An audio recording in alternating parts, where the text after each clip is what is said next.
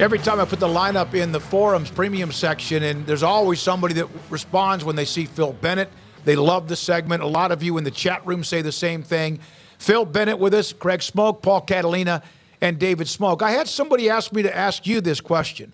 When how often when you watch a game, do you watch it as a coach or as a fan? And if you watch it as a coach, what do you focus in on most of the time? I definitely watch it as a coach. I look at it like defensively. I look for alignment, when versus formation. See if they have numbers, see if they have angles. And then I look at, of course, technique and stuff. And then offensively, I look how those guys tackle. And I went to an A&M game this weekend. I watched half the game, and I was in a great seat. And I sat there and I said, wow. I said, I probably should have sat up here during the game because you could see everything, blocking schemes. But, yeah, I look at it as a coach, and I appreciate, people that do good things on both sides of the ball. So I enjoy it that way. Phil, the Alabama Crimson Tide have a quarterback problem, which is something that Nick Saban hasn't had to deal with in a long time. Oklahoma State, similar thing. Do you subscribe as a coach? I mean, the kind of old adage, if you've got two, you've got none. If you've got one, you've got one. Do you subscribe to that at all? Or how do you see it when you have no clear-cut guy on the roster? Well, I've lived it. When I was the head coach at SMU, when you're rotating guys, it becomes, number one, it's hard to get a game plan because you really don't know what you can do well. Now, one of the things that I'm sure with Alabama is the one kid can run the ball. And I'm sure Nick went in there on Sunday and say, look, we didn't play him. We made a change, but he gives us the ability to keep the ball. He has the ability to run. So I'm sure that's why, he's back in the saddle. But you're right. I think if you're rotating three people, you got a problem. Coach, how much have you watched of Colorado? I know that's all the talk right now, and some people are already Deion'd out at this point, only 3 games into the year, but it's also something that obviously millions of people are interested in based on the TV ratings. A thrilling victory against Jay Norvell in Colorado State that, quite frankly, Colorado State should have won that game if not for some self-inflicted mistakes. But just what do you make of Deion Mania and obviously what the Buffs have done up until this point? Well, I think the one thing, obviously, especially on offense, the skill level is better than they've had in many years. I think Sean Lewis, the offensive coordinator, who I've known that he was the head coach at Kent State, is really a good football coach. I think Charles Kelly on defense is really a good coach. I just don't think they're as talented as they are on offense. So I think they've come in, and I think you got to give Deion credit. He's got them believing, and that's half the battle. And I'm not particularly, a lot of it's, on Deion, but I think the players are to be applauded. They've taken coaching, they've gotten better, and the coaches have done a good job. And I know they haven't beaten, somebody told me said they've only won 2 games against the winning team, but still, last year they won none, and they're 3-0. So, it's been interesting for me. I'm anxious to see. I'm a seasoned guy. I want to evaluate how everything endures. There's been so many changes in college football, and there was a time, Coach, I don't think that Deion would have fit because there were rules differences and just a time he wouldn't have. But in the just the ocean of change that's happened so rapidly, it's kind of the perfect time for him. I know it's different, but as an observer, are you kind of enjoying watching what's going on there? Because it is so different than anything we've ever seen. I am. Paul, I am. And one of the things, Deion, he speaks the truth. He talks about, hey, you know what? Everything's not fair. And you know what? This is a tough business. And he made a statement. He said it wasn't just the coaches, that weren't getting done at Colorado. The players weren't. and he said some statement he said in this 60 Minutes I saw was the very truth. He goes, people don't know how to tell the truth anymore. Sometimes you got to say, hey, you're not good enough, you're not getting it done, and you've got to move on. But I think he's speaking some truth that a lot of people won't say. So, and I think that's partly why those players are playing at a high level. Coach, you spent some time at Kansas State. They obviously won the Big 12 last year, had a lot of hopes going into this year. Still do, but suffered a loss on a 61-yard walk-off field goal. Have you been walked off on a 61-yarder? And just what's that feeling like from a coaching standpoint, but also just your thoughts on what Chris Kleiman's built up there in Manhattan thus far? Well, I think Chris has done a great job. I think last year, sort of epitomized, the Big 12 championship game there in Dallas. The fan base, which we all know is outstanding. I think, that I knew they were probably going to have a little transition, on defense. And I think you saw that. Missouri played very good. They made big plays. They did a good job. And yes, I have been beaten with a walk-off, actually at the University of Utah. It's a hard thing to take.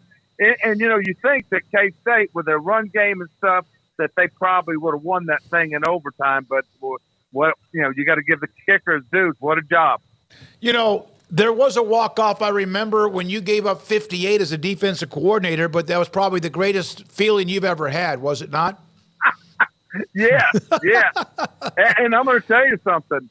I laugh about it. I think I've told you this before, but me and Gary Patterson, he goes, "Oh, that's too terrible defense." I said, "No, you were a lot worse than mine." Oh my God. And the truth of the matter is, you have to own some things. But that day, I think we only gave up 422 yards. They gave up almost 800 yards. Yeah.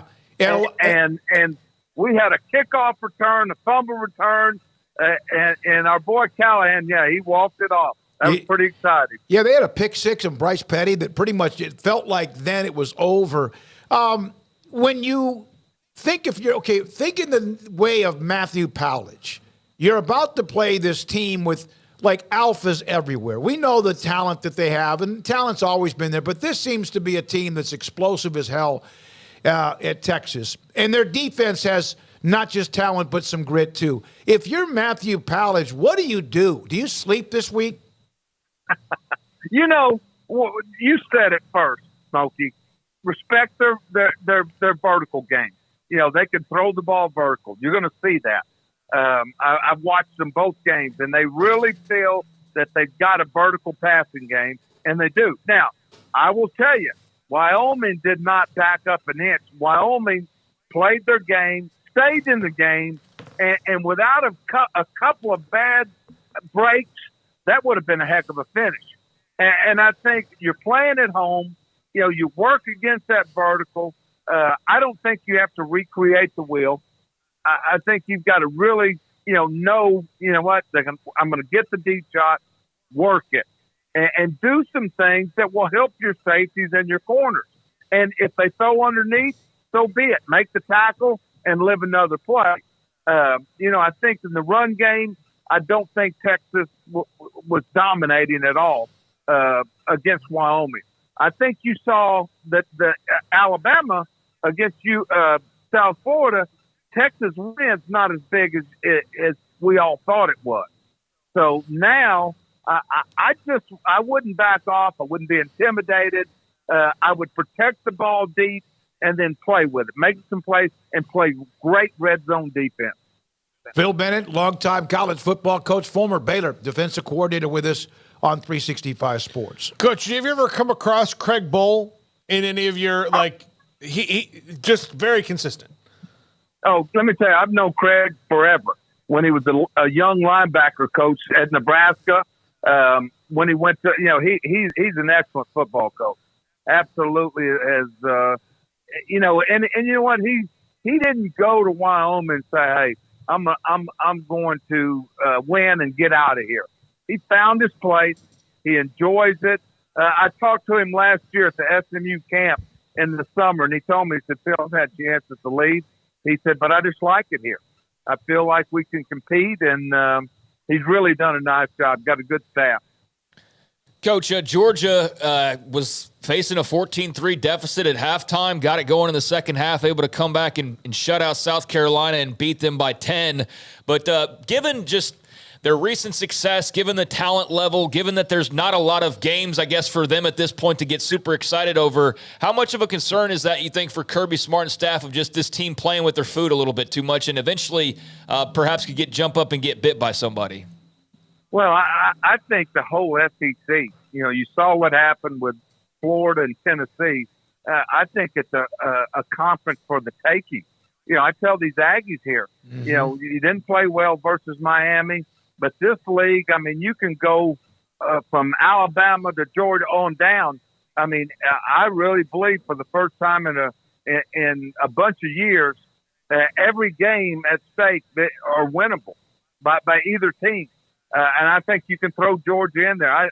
I think people are finding out that great defense, I think they're still good, but also Stetson Bennett, won back-to-back national championships. He's gone now. And I really believe that league every week, there's going to be some big games that are won or lost by underdogs. How would you assess Jimbo's staff shakeup going so far? Well, I tell you, I like Bobby Petrino. I think he's an excellent football coach. I think that their quarterback is playing really well. They're not in the running game yet, what they need to be. If you're ever going to be a championship team, you got to be able to run the ball, and I think we all believe that. And they're not there yet. But their quarterback is active. He extends plays. His accuracy is really good. They played last week. The two receivers, their two best receivers, didn't play, but yet they got the ball downfield. I think defensively, anytime you hold anybody to three, that's good. I'd like to see them be consistent against a good team. And like I say, you look at Georgia, you look at Tennessee, Alabama, Florida. All those teams are beatable, and we're going to see that. Do you think USC is much improved on defense?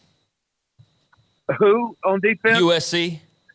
You know what? I saw the first game against San Jose, and I said no. Okay. I thought that. Now, one of the things they've done, I read about it, all their portal guys are now in shape. They're playing now. And from everything I've read, the last three games, they have gotten remarkably better. And I'm telling you, if they can do that, they'll be a force in the championship, because offensively they're pretty dang good. Phil, we've discussed this with you about the NIL transfer portal, and Dabo's been kind of like Gundy, a little bit of that too. Baylor probably was not locked in like they should be, although I think that's changing based on what Mack Rhodes has told us and also what I learned last week. How hard do you think it is to overcome not being ahead of the curve like some of not the Blue Bloods, but like Texas Tech has done an incredible job of not only what they're doing, but hey, by the way, look at us. I've been told that Baylor has stepped it up and they're about to have more, I guess you could say, more vocal about it. How difficult, when you talk to coaches, is that to overcome? Oh, you and I text about it. I think it's a deal breaker.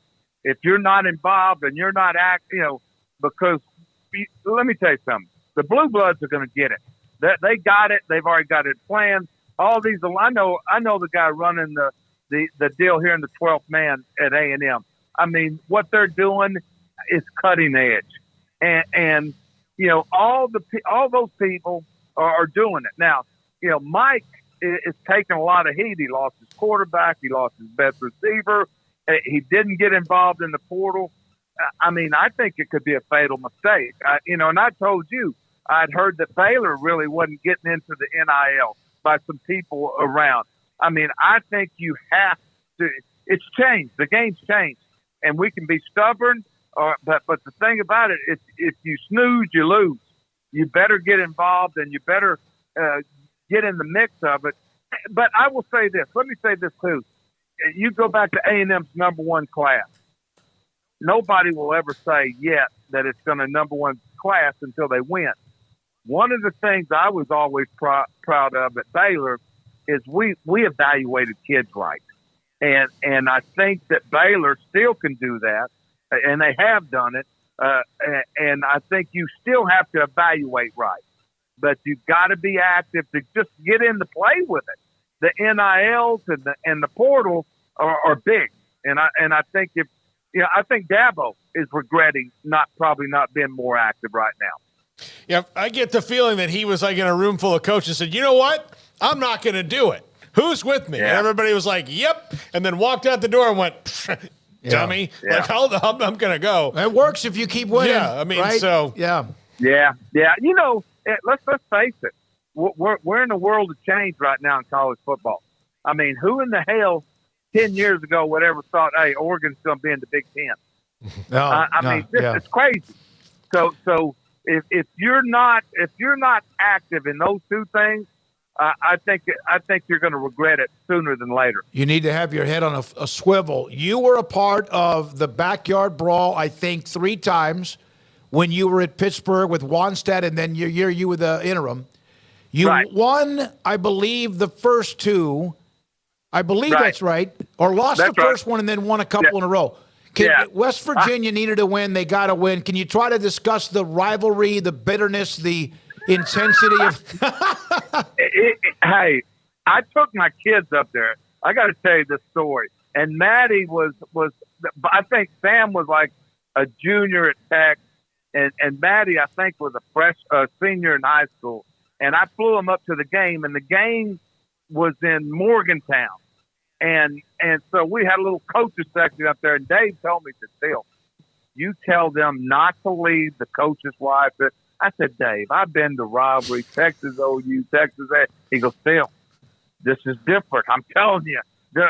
And I'm telling you, when we got off the bus, there was a 6-year-old that was sitting there with his dad. And he's looking at us, and he had one of them coonskin hats on. We get off, and Dave said, hey, little buddy. And the kid shoots him the finger and says, F you, Wannstedt.